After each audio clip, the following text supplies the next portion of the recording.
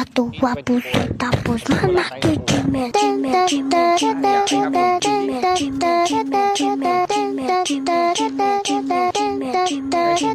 Dali. Sa Hollywood, ilaw pa rin. Biyahe kahit 10 oras na. Sa kanto ng Venus Sunset, may Pinoy na kumakanta. Hey! Gabing biyahe, pusong Pinoy, DoorDash sa lake. Todo tayo, todo joy. Salamat Jesus sa bawat order ko, bawat takeout. May halong dasal at pagmamahal mo. Ano mang oras sa inyo ngayon dyan sa mga nanonood. Muli, salamat sa panonood at nagsama-sama ulit tayo. Thank you for watching, no? Ngayon po ay nakapag-DoorDash ulit tayo. Ngayon ay Lunes at late again. Magsi 7 PM na. It's 18:54. 6:54 na po ng gabi. At medyo maliwanag pa kaya naman tayo ay pwede pang lumabas or mas pinipili natin yung mas gabi na, mas late. Kasi napapansin ko nga, mas late, mas marami ang offer and most of the time, marami rin yung promo sa binibigay ni DoorDash na which is yung per delivery merong additional. Pero ngayon, Lunes, walang binigay si DoorDash. May advantage at disadvantage. Ang disadvantage, of course, magre-rely ka lang doon sa ibibigay ni DoorDash na basic fare plus tip. Ang disadvantage naman, konti lang ang tatakbo. Kasi pupunta sila doon sa mga lugar na merong may additional per delivery, no? So for us, na hindi naman talaga tayo full-time, Siyempre gusto natin mas marami tayong makuha na takbo. Di bale ng konti lang or mababa lang offer, basta malapit. So yun yung ating target ngayon. Makakuha tayo ng at least 3, 2, okay na yun. Uwi na tayo. Ang oras ay 18:56 at tayo papunta na sa ating hotspot. Tara, samahan niyo ako. Guys, pauwi na tayo. Ang oras ay 8:24. As in, wala tayong nakuha. So, ito yung mga hindi natin maiiwasan. Talaga may mga ganito. Actually, may binigay si DoorDash na 2, pero sobrang baba naman ng mga rate. Isang $4, isang $3 na almost 1 mile. Hindi worth it. Kaya hindi rin naman natin kinuha. May mga ganito talagang oras. May ganito talagang mga nangyayari sa ating ginagawa, sa ating sideline. Hindi naman lagi meron talagang order. At syempre, pinapakita ko lang rin sa inyo kung ano ba talaga yung nangyayari sa gantong gig or sideline. No? So, kanina umalis tayo sa bahay si 7. Almost 1.5 na tayo nandito. Wala tayong natakbo o kinita. So, nandito lang tayo, nagbasa lang tayo. Pinapakita ko lang na minsan talaga may mga ganito. Ngayon ay Lunes, siguro yun yung isa sa mga reason kaya wala rin tayo nakuha. Kaya naman uuwi na rin tayo. At tingin ko wala na rin tayo makukuha. 8:25 na ngayon. Ka-on yung DoorDash natin tsaka Uber Eats. Parehas tayo walang itinakbo. Though meron si DoorDash, 2 binigay pero sobrang baba. Kaya hindi ko rin naman tinanggap. Anyway, yun lang. Samahan niyo ako muli sa ating munting video. God bless and always pray. Guys, magandang umaga, magandang hapon, magandang gabi, magandang araw sa inyo lahat sa mga nanonood ngayon. Ngayon ay Martes at ngayon ang oras ay 7:25 ng gabi. Hindi ko na binidyo yung papunta rito, nandito na tayo sa ating tambayan. So yesterday, Lunes, medyo inala tayo, hindi tayo nakakuha ng anumang order. Though merong 2 offer, dinecline natin kasi nga masyadong mababa. Ngayon Lunes, 7:25, Martes, 7:25.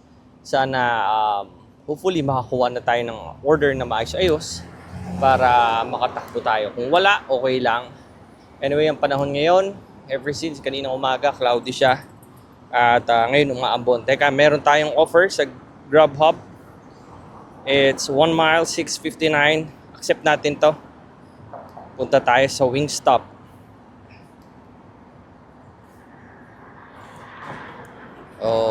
Navigate lang natin. Ang Wingstop dito ay medyo malayo siya. 0.6, 5 minutes away from here. Didiretsuhin natin to. Anyway, meron na tayong order. Puntahan natin. Tara! Ayun nga guys, yesterday nakwento ko. Anyway, i-compile ko dito sa video na to. Kahapon wala talaga tayo nakuha na maayos. May offer tayo pero hindi naman maganda. Kaya hindi na rin natin siya kinuha. Ngayon, 7:25, 7:28 na. Exact 7:28, meron na tayong isang order sa Grubhub. At papunta na tayo doon. 6:25 for 1 mile, sabi. Sana marami tayong makuha ngayon. Ang Grubhub natin, bihira ko lang to i-on. Kasi most of the time malaki rin siya malayo din ang mga binibigay niya mga offer. Tas mababa yung hindi ganun kalaki yung bigay. Ngayon siya yung unang nagbigay sa atin ng offer. Kaya naman tatanggapin natin. Papunta na tayo. Pangalan ng restaurant Wingstop. Guys, nandito na tayo sa Wingstop. Check lang natin kung available na or ready na yung order. Tapos, pasok lang tayo sa loob. Tapos, dalhin na natin sa kanya. Tara. Guys, take already sa atin. Ayun yung pangalan ng customer natin. Easy. Grubhub. Ready na. Ready lang natin. Ito lalagyan natin. Tapos, pick up. Yeah, I have for Lizzie. I think it's ready already.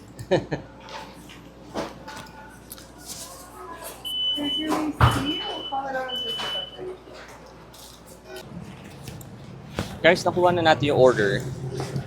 May drinks lang siya. So, pag may drinks, just to be sure na hindi siya matapon o mag-leak, ginagawa ko may ganito ako. May parang plastic wrapper ako dito na nilalagay ko doon sa pinaka takip mismo ng drinks para safe yung drinks ng customer. At the same time, safe din tayo na walang mag-i-spill dun sa ating bag, di ba?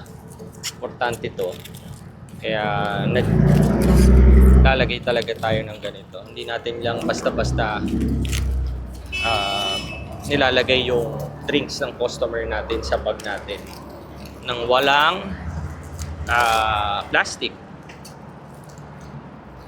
Para sanitary na rin, para makita rin ng customer na malinis.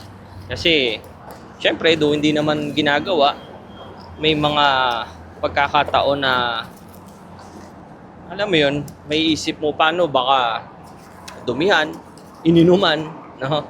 May mga ganong scenario Pero kung may ganyan, at least kahit papaano yung customer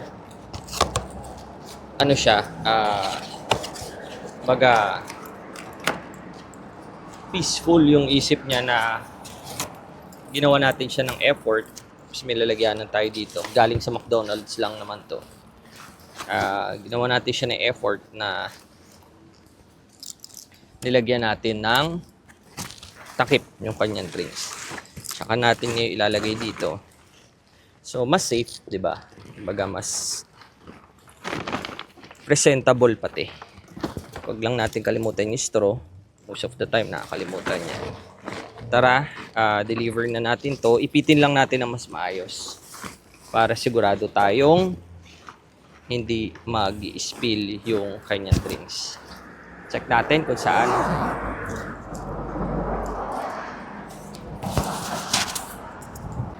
Sabi guys, 0.5 lang siya. So, sakto 1 mile nga. Kasi papunta rito is 0.5 and then dun sa customer itself is 0.5. So, 1 mile nga. So, sakto naman yung computation ni Grubhub dun sa lugar. Pupunta na tayo.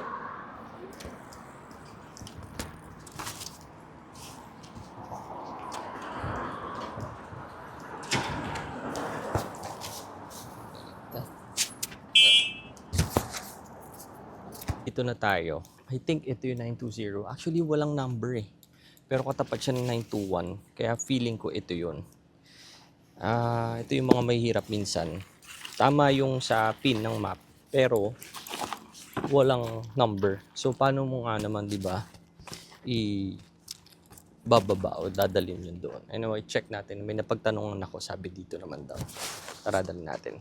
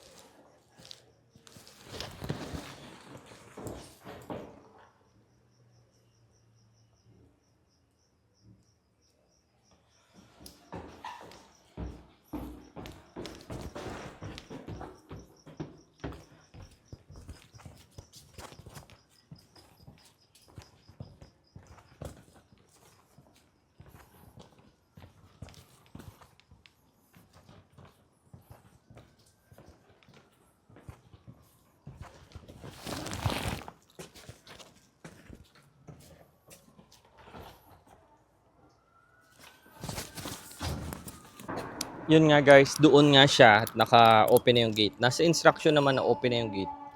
Pero syempre, safety pa rin natin yung ma-drop natin yung pagkain sa tamang lugar. Na which is, yung building, wala talagang nakalagay na 920. O baka meron pero natakpan na lang nito mga dahon. Kasi ang daming dahon eh. May napagtanungan ako, ito daw yung 920. Kaya naman, dinala na natin. Tara, balik tayo dun sa ating hotspot. Sana makakuha pa tayo. Guys, dito na tayo sa tambayan. Actually, malapit lang sa tambayan. Kasi medyo maambon dun sa tambayan natin. Wala tayong silungan. No? So, dito muna tayo pumunta. Ito yung Trader Joe's dito. Meron sila kasing medyo maliit na mga covers sa taas. Kaya dito muna tayo tumambay. Sa ngayon, isa pa lang na nakukuha nating order sa Grubhub. That's $6.25 yata for 1 mile. Sana makakuha pa tayo. Ang oras ay 8:07. Guys, may second order tayo sa Grubhub ulit. Pupunta tayo sa The Melt. Yun yung restaurant na pagpipick up pa natin. It's a 1.5 miles, medyo malayo. Kinuha ko kasi $15.40 siya. So mataas din naman yung offer. At ang oras is 20:15 or 8:15. So medyo late na. Kung sakali, ito na ang last natin. At least meron tayong 6 kanina plus 15 ngayon. So, medyo okay na rin. Tara, puntahan na natin. Samahan niyo ako. Sa ngayon, ang nagsisave sa atin is Grubhub. So, usually, ino-on natin si Uber Eats, DoorDash. Si DoorDash ang laging meron tayong makukuha. Pero simula nung ino natin siya kanina pa hanggang ngayon, wala talaga tayong nakukuha sa kanila. Walang offer na binibigay. Well, ang ginagawa ko naman kasi, once na may makuha akong offer sa isa sa mga application, let's say Grubhub or Uber Eats or DoorDash, ino-off ko yung iba. Para hindi tayo magkaroon ng, alam mo yun, confusion sa deliveries natin. Kasi mahirap na. Kakaroon tayo nung magmamadali tayo na mag-deliver kasi meron pa tayong isang i-deliver. Hindi naman maganda yun. Hindi fair sa customer kasi baka pwedeng lumamig yung order nila kasi hindi mo ma-deliver agad. Anyway, malapit na tayo sa The Melt. Puntahan na natin. Tara. Guys, nandito na tayo sa The Melt. Check natin kung ready na yung offer or ready na yung order ng customer. Nalagay ko lang na arrive na tayo. More details, arrive. Tapos lalabas yung pangalan ng customer kung sino ba yung order. Punta tayo sa loob.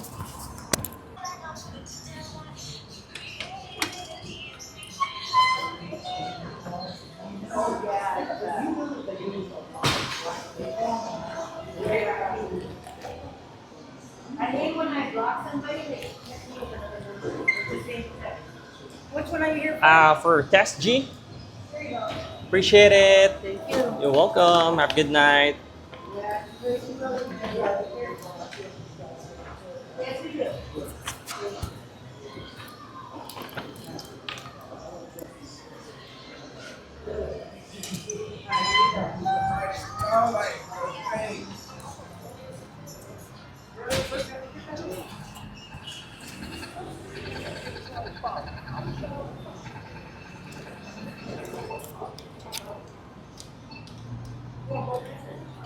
Ready na yung order, papunta na tayo. Guys, medyo challenging yung ating takbo kasi hindi humihinto talaga yung ambon, no? Lamig, sumaambon. Buti naka-jacket tayo, naka-pants, shorts, sapatos. Pero ang inaano ko is yung kalsada medyo madulas. So, siyempre, ingat lang tayo. Pray naman tayo kanina bago umalis. Sana samahan tayo ni Lord. Medyo paakyat tong ating destination. Medyo hinihingal ako. Kahit na e-bike kasi yung ginagamit natin, as much as possible, hindi ako nag-assist. Kung mag-a-assist man ako, pinaka-minimum lang, 1 lang. Kasi exercise din ang habol natin. Pero pag sobrang ng taas talaga, kailangan natin mag-assist na mataas din. Sabi 4 minutes, 0.6 miles, nandun na tayo. Tara! Guys, nandito na tayo. Ito na mismo yung pagdidelibera natin. Sabi, leave at the door. Ang sabi, leave order at the front of the door, house apartment unit. So, iwan lang natin doon sa labas. Tara!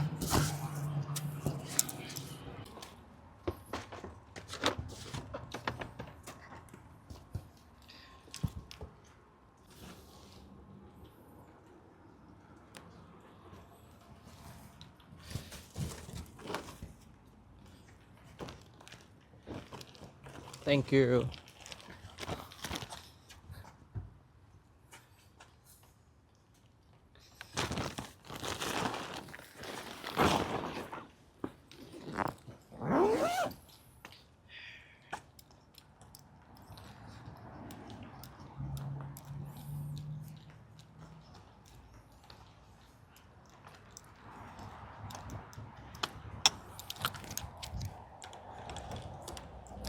So guys, naiwan na natin yung order. Iniwan lang natin doon sa pinto. Kasi yun naman din yung instruction. Balik na tayo doon sa ating tambayan. Medyo lumalakas na yung ulan. 8:33 na rin. Check natin kung may makukuha pa tayo. Guys, enough ko na yung ating DoorDash, Uber Eats, saka GrabHub. Hindi kasi hindi humihina yung ambon. Medyo lumalakas pa. At medyo late na rin naman. It's 8:40 na rin. So, beyond na yung rush hour ng ordering ng dinner. Kaya naman, enough ko na lahat at uuwi na tayo. So, ngayon, naka $15 tayo plus $6 sa GrabHub. Pwede na yon, nasa 21 din yon, tama ba? Pwede na yon para sa atin. Anyway, ang habol naman natin is to exercise. Hindi tayo nakapagbasa kasi umaambon, pero nakapag-exercise naman tayo, so okay lang din at naka-relax din tayo. Yun yung mga magagandang nangyari ngayon. Maraming salamat sa pagsama at muli samahan nyo ako ulit sa ating thank you. Samahan nyo ako ulit sa ating video sa next upload natin, no? Maraming salamat. God bless and always pray.